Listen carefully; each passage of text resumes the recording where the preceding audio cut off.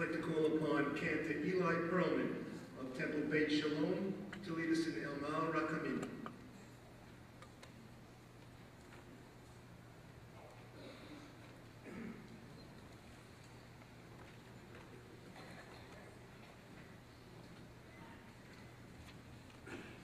About to chant is the following in English. Exalted, compassionate God, grant infinite rest in your sheltering presence among the holy and the pure, to the souls of the 6 million of our people, the men, the women, the children, and the infants of Israel, who were slaughtered, who were gassed, who were burnt to ashes, who were wrenched out of this world and have now gone to their eternal home. Merciful One, we ask that our loved ones find perfect peace in your eternal embrace. May their souls be bound up in the bond of life. May they ever rest in peace. And let us all say, Amen. It's customary to rise at this time.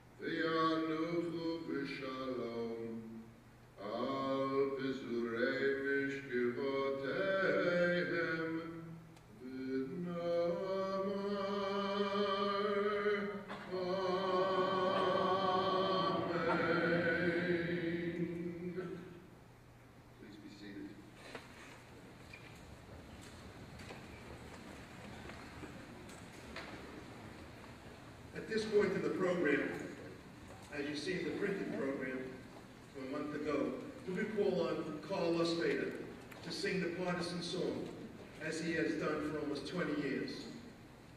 But he passed on a few weeks ago.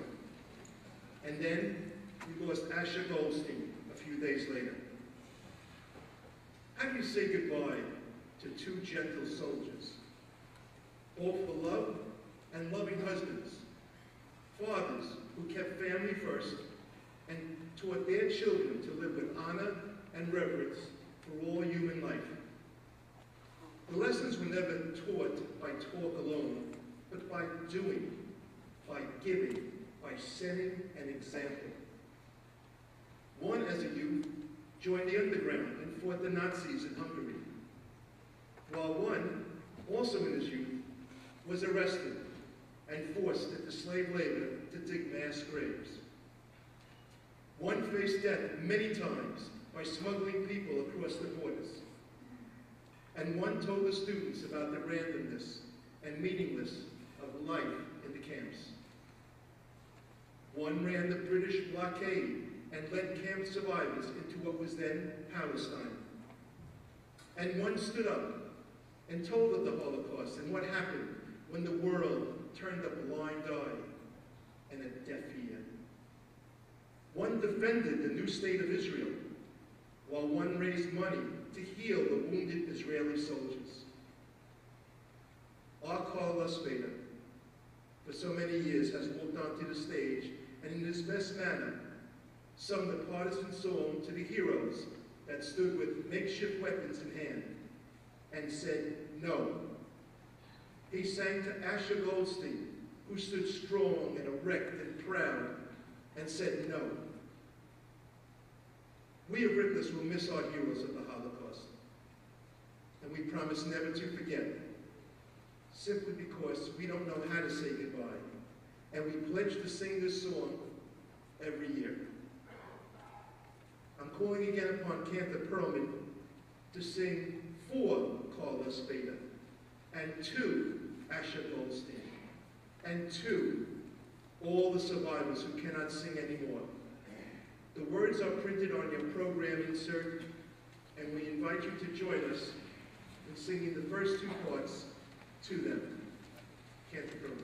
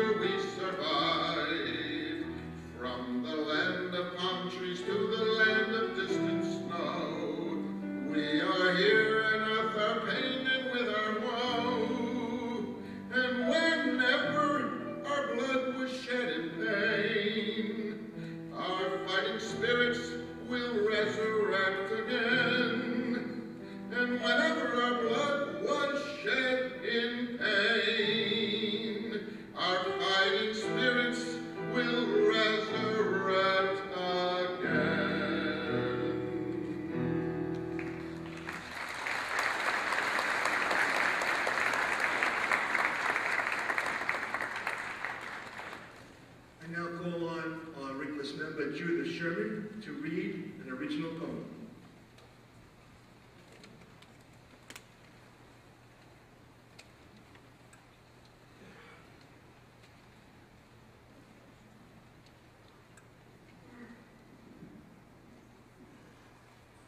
In hiding. I am 13. I hide in the forest, me and few others. Does it make sense to be wet and cold with so much wood all around? The potatoes we eat are always raw. Eggs and milk I never saw. No fire by night or day. The fire in this place will give you away. The berries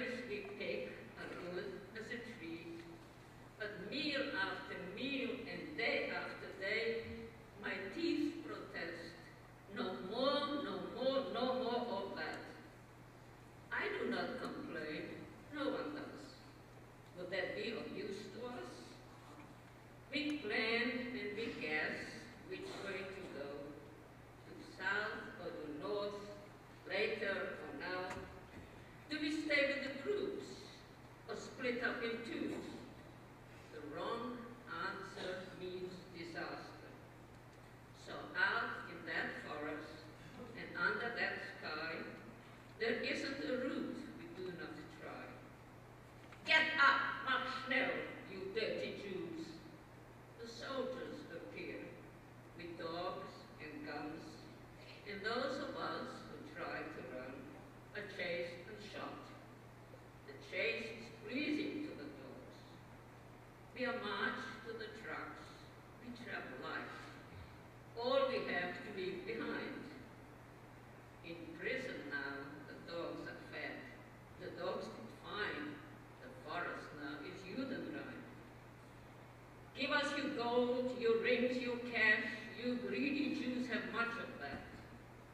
In my own mind, I am confused. Is it not they who take from us and take and grab and look for more and get real mad and nothing more is to be had? Forest, now hear this. I have a plan. I have a plan. When war is done, I will be back with harmonica sounds and picnic baskets and all my friends. Yes, all my friends.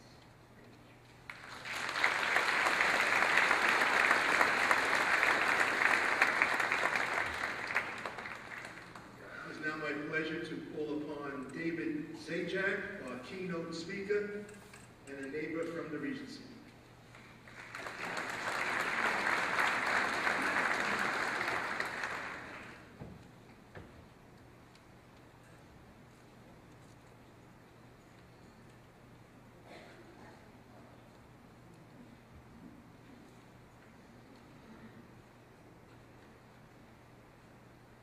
July 16, 1942, my story. The Verdi Roundup, the Rifle du Velodrome d'Hiver, was a Nazi-decreed raid in mass arrest in Paris by the French police on the 16th and 17th of July 1942. The Roundup was one of several aimed at reducing the Jewish population in occupied France. According to careful records of the Prefecture of the Police, 13,152 victims were arrested and held at the Velodrome d'Hiver, a winter bicycling racetrack and stadium, and the Drancy internment camp nearby, then shipped by railway transports to Auschwitz for extermination. This was not the first such roundup in World War II. Nearly 44,000 Jewish men were arrested on May 10, 1941, taken to the Gare d'Austerlitz, and from there to camps in Pithiviers and Bande-Darolande. This roundup began in the early hours of July 16, and over the next 2 days, more than 13,000 Jews from the Paris region, including some 4,000 children, were taken into custody. It was the biggest mass arrest in France during the Second World War. They waited in the stadium in sweltering, desperate conditions until being sent off to death camps in Eastern Europe. No food was provided, and the only source of water was a single fire hydrant pumping filthy water from the same river. There were no working bathrooms, and the stench was overwhelming, made worse by the summer heat and lack of ventilation. This event was prepared in great secrecy and involved a massive force of 9,000 policemen. Given the scale of the operation, it was almost inevitable that news of the impending action would be leaked to the French resistance and various Jewish organizations. As a result, Some were able to escape, but most tamely accepted the police's orders to gather up a few possessions before being bused to the village one. Parisian reaction to the roundup was mixed. Some unscrupulous concierges raided the apartments of the arrested Jews, and bystanders were seen to applaud as victims were led away in the early dawn hours. A few, however, actively helped the Jews. Some sympathetic police officers encouraged their charges to flee into the city, and some French families hid those on the run from authorities. What made this operation so especially shocking was not just the numbers of children, but that it was carefully planned and executed by French police and civil servants. After the war, the Verdiv roundup would become a symbol of French guilt and complicity in the Holocaust. In the war's aftermath, the French reaction to the deportation of its Jewish population was initially one of silence and denial. The profound humiliation of military defeat, compounded by the Vichy administration's abject cooperation with Nazi Germany. It would take 5 decades before the government accepted responsibility for its actions. This in turn reflected a change of mood within France itself, now prepared to look more honestly at its past. This was confirmed on July 16, 1995, when then President Jacques Chirac issued a complete apology for the actions of the Vichy government in executing the Verdiv roundup. And I quote, "These black hours will stay in our history forever," he said, and are an affront to our past and traditions. The criminal insanity of the occupiers was assisted by the French state.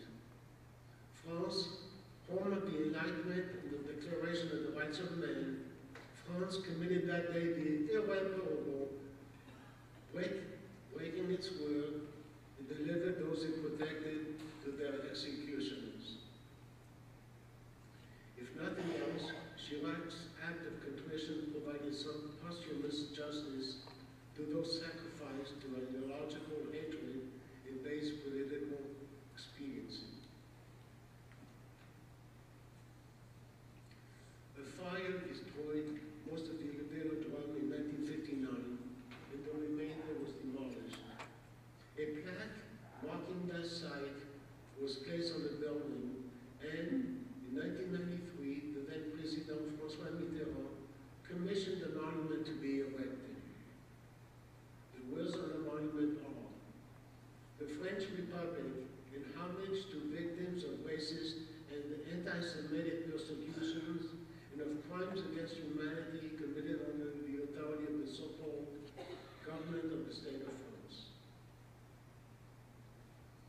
I am certain that many of you are familiar with this event, brought to light most recently by 2 films, Sarisky and Araf. What I'm giving you here is a brief background summary. Now I would like to tell you my story.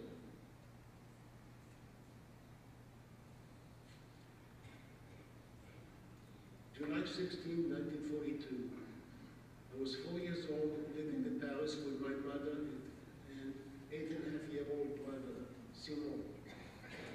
Both my mother and father were born in Poland and came to Paris in 1926.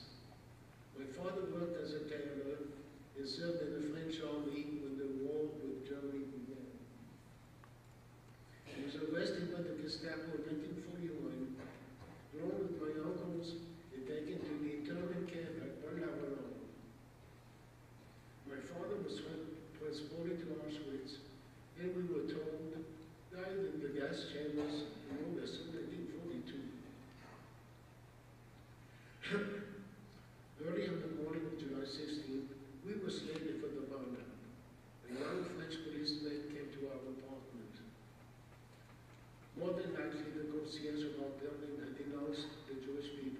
women and children still remaining there. As I told you earlier, some of the officials were sympathetic. How lucky we were that the young officer who came to our door seemed to be so. How lucky we were as well that my mother tempted fate. She told the officer that she was almost finished with the laundry so as to be able to pack a few things for her sons and herself. The officer said he'd be back in 20 minutes. With that, we left by the back door of the apartment and, in the early dawn hours, picked up my mother's younger sister who lived nearby. We made our way to the nearest train station and got on the first train leaving the city. I'm sure we were all frightened. However, we did what we had to do. The train was heading south and was stopped along the way. Gestapo agents boarded the train to check papers. For some reason, due to the Jewish status of my Aunt Kyla's papers, she was removed from the train. We never saw her again, nor did we actually know for sure how she perished. The train continued south, and further along we were ourselves removed from the train and taken to an internment camp, Congus, located in the Lower Pyrenees, 15 miles from the Spanish border. Conditions in the camp were very harsh. Primitive sanitary arrangements, and a shortage of water and basic food. Despite these harsh conditions, many cultural activities were conducted. Concerts, lectures, and also courses of instruction in Hebrew, French, and English, Jewish history, the Bible, and the Talmud. Many prisoners attended religious ceremonies and prayer services. 6,000 Jewish prisoners were deported from Gurs to Auschwitz-Birkenau and Sobibor by way of the Drancy camp. The first transport leaving Gurs on August 6, 1942, and the last in the fall of 1943.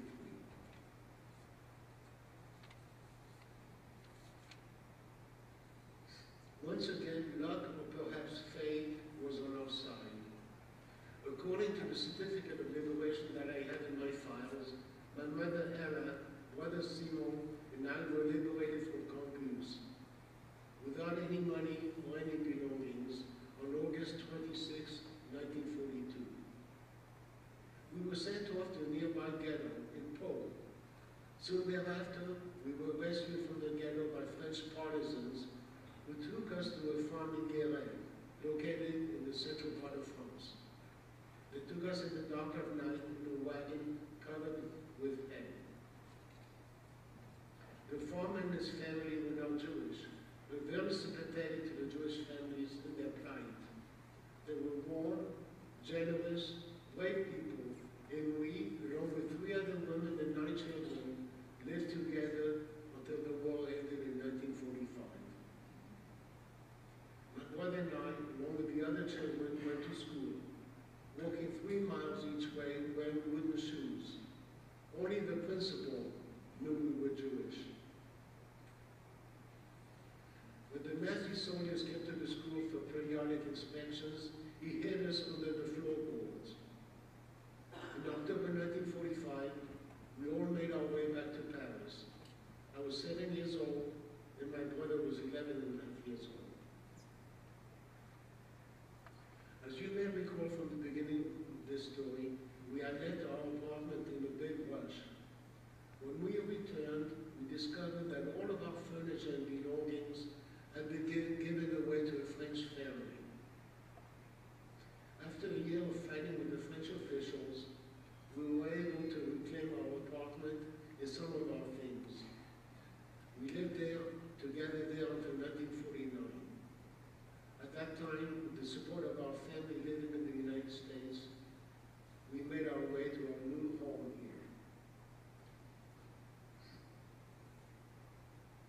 I would like to show you this vest with the yellow star marked Juif.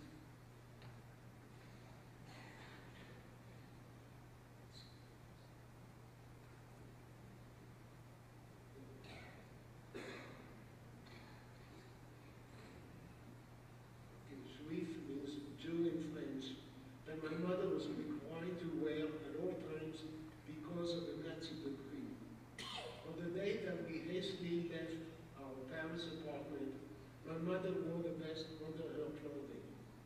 She wore it that way every day in Greece, in the ghetto, and on the farm as a symbol.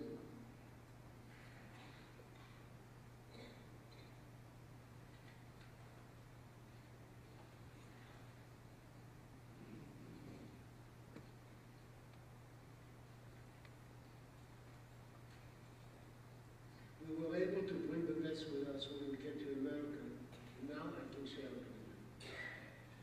July 16, 1942. This was a lucky day for me.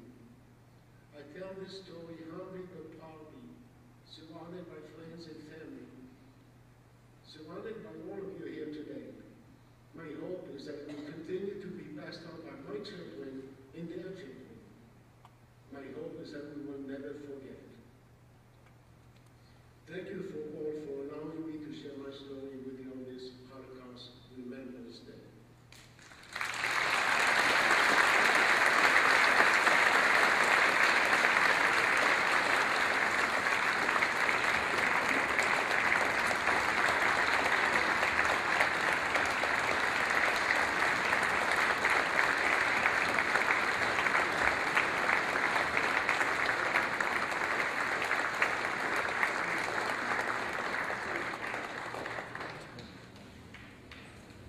Thank you, David. Our second student essay winner couldn't be with us, but we have Melissa Schleicher, who's going to read a poem. Melissa?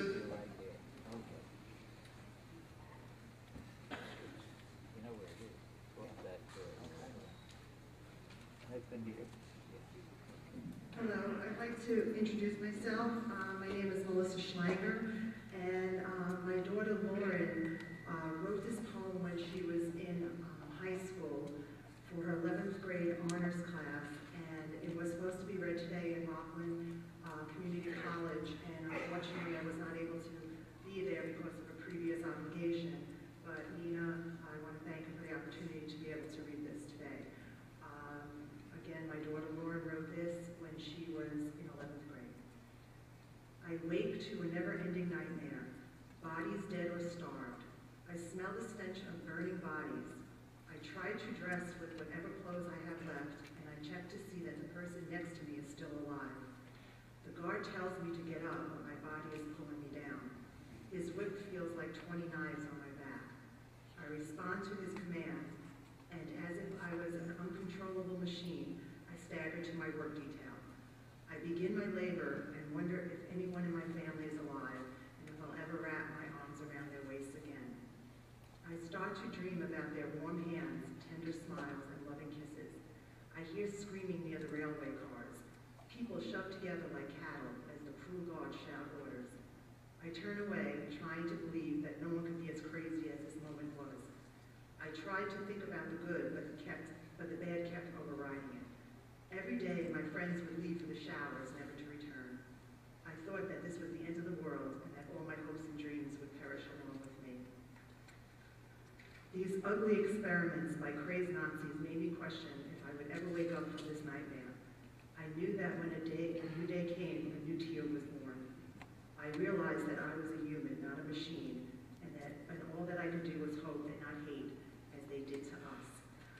And that's the message.